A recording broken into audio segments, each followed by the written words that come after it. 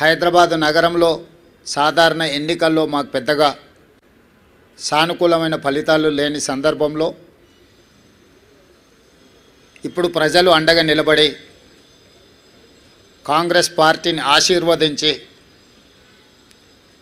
తెలంగాణ రాష్ట్రాన్ని సంక్షేమంలో అభివృద్ధి కార్యాచరణలో ముందుకు వెళ్ళండి,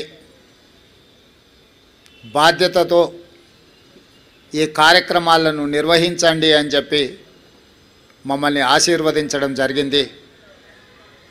దీన్ని ప్రజల యొక్క ఆశీర్వాదంగా, దీన్ని ఒక బాధ్యతగా కాంగ్రెస్ పార్టీ నాడు స్వీకరించడం జరిగింది.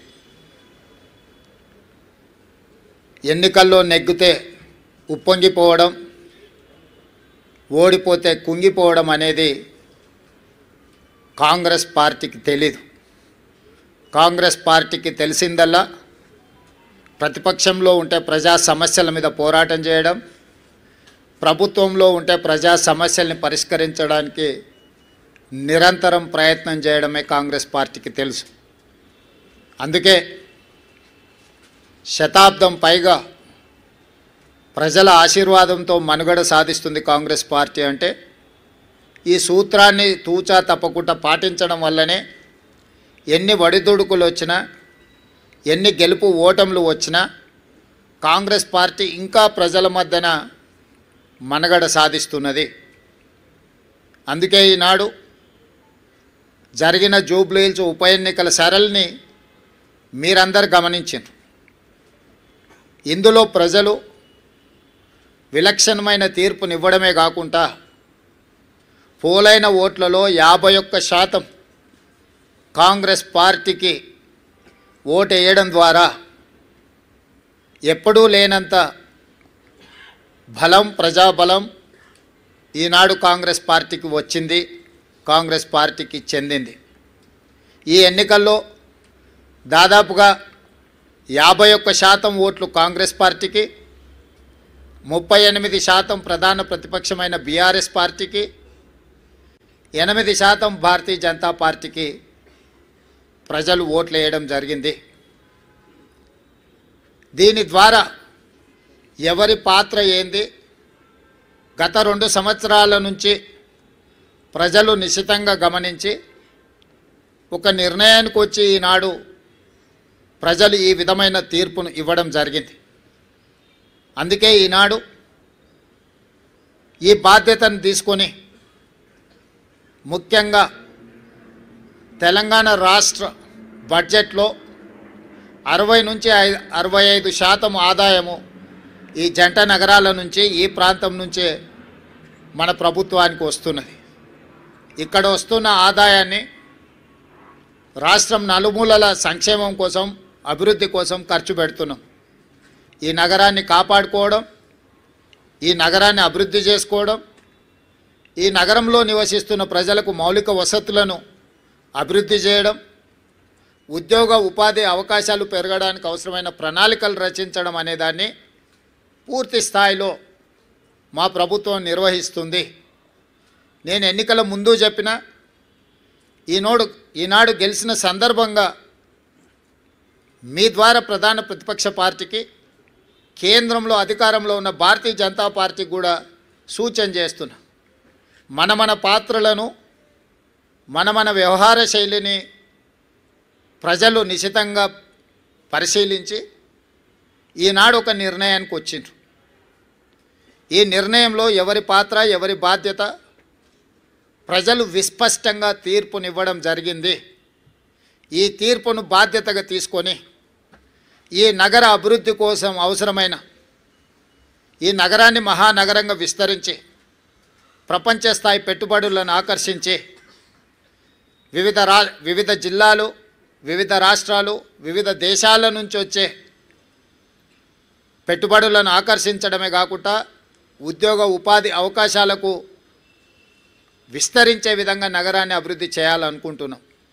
అందుకే రీజనల్ రింగ్ రోడ్ కావచ్చు, రేడియల్ రోడ్స్ కావచ్చు, మూసీ నది ప్రక్షాళన కావచ్చు, మెట్రో విస్తరణ కావచ్చు, గోదావరి కృష్ణా నది జలాలు ఈ మహానగరానికి తాగునీటి అవసరాలను తీర్చడానికి అవసరమైన ప్రణాళికలు కావచ్చు, హైదరాబాదు నగరాన్ని పట్టి పీడిస్తున్న ట్రాఫిక్ సమస్య కావచ్చు, ఎలివేటెడ్ కారిడార్లు కావచ్చు, ఫ్లైఓవర్ బ్రిడ్జులు కావచ్చు, అండర్ పాస్లు కావచ్చు, రైల్వే ఓవర్ బ్రిడ్జులు, రైల్వే అండర్ బ్రిడ్జులు కావచ్చు, గల్లీలలో ముఖ్యంగా చెత్త ఒక ప్రధాన సమస్యగా మారింది.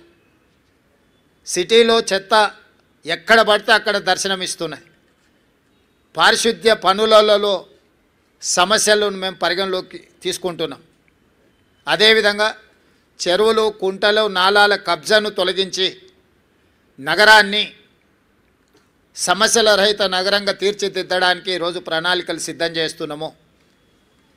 వీటన్నిటికీ సంబంధించి ప్రధాన ప్రతిపక్షము బీఆర్ఎస్ సోషల్ మీడియాను, విష ప్రచారాన్ని, తప్పుడు వార్తలను, పెయిడ్ ఆర్టికల్స్ని, ఫేక్ సర్వేలను, వీటన్నిటి మీద ఆధారపడి ప్రభుత్వాన్ని అవహేళన చేయడము, అవమానించడము, అసహ్యకరమైన భాషలో దూషించడం లాంటి వార్తలను ప్రసారం చేసిండ్రు. వీటన్నిటి నేపథ్యంలో అది హైడ్రా కావచ్చు, ఈగల్ ఫోర్స్ కావచ్చు, ఈ సంస్థలు ప్రజలకు మేలు చేయడానికి మేము తీసుకొచ్చినాం. ఈ నగరం వేగంగా మత్తు, ముఖ్యంగా గంజాయి, డ్రగ్స్ విస్తరిస్తున్న సందర్భంలో వాటిని కఠినంగా అణిచివేయడానికి ఈగల్ ఫోర్స్ను తీసుకొచ్చినాం. కబ్జాలను, చెరువులను, కుంటలను, నాలాలను అడ్డగోలుగా ఆక్రమించుకొని కబ్జాలకు పాల్పడుతుంటే వాటిని తొలగించడానికి హైడ్రాను తీసుకొచ్చినాం.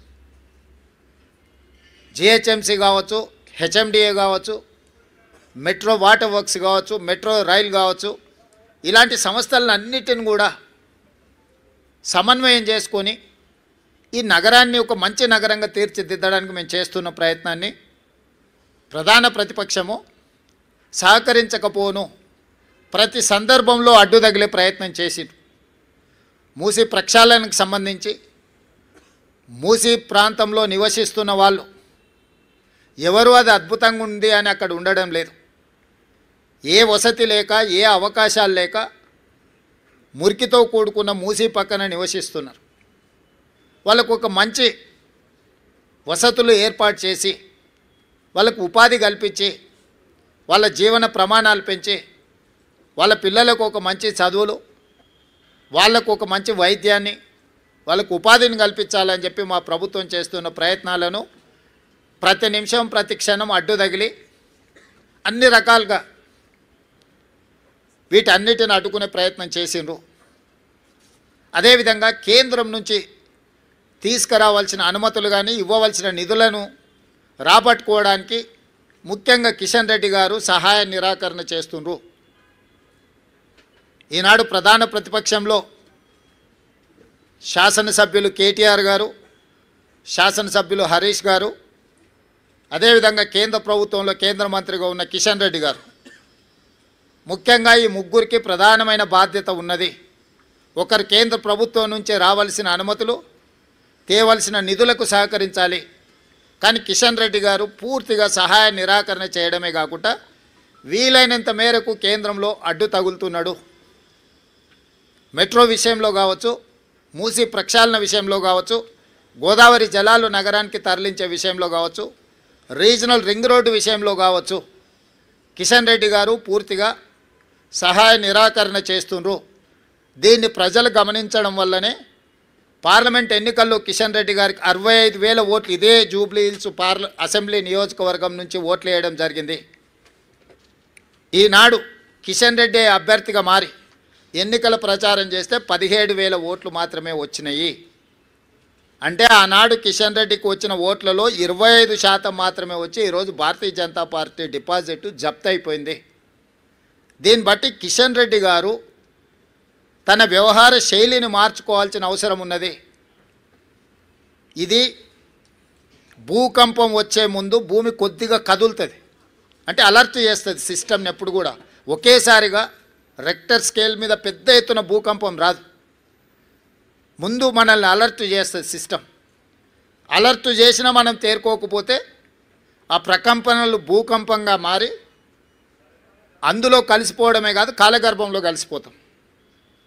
భారతీయ జనతా పార్టీ ముఖ్యంగా కిషన్ రెడ్డి గారు మీ నాయకత్వంలో మిమ్మల్ని 2014, 2019, 2023 3 సార్లు బీజేపీని ప్రాంతం నుంచి గెలిపించడం జరిగింది. మొన్న జరిగిన మీ పార్లమెంట్ ఎన్నికల్లో మీకు 65,000 ఓట్లు వస్తే ఈనాడు మీరే అభ్యర్థిగా మారి ఎన్నికలు చేస్తే 17,000 ఓట్లు వచ్చి మీ డిపాజిట్ పోయింది. కాబట్టి ఈరోజు ప్రజలు జంట నగరాలలో ప్రజలు మెట్రో విస్తరణ కోరుకుంటున్నారు, గోదావరి జలాలు రావాలనుకుంటున్నారు, మూసి ప్రక్షాళన జరగాలనుకుంటున్నారు.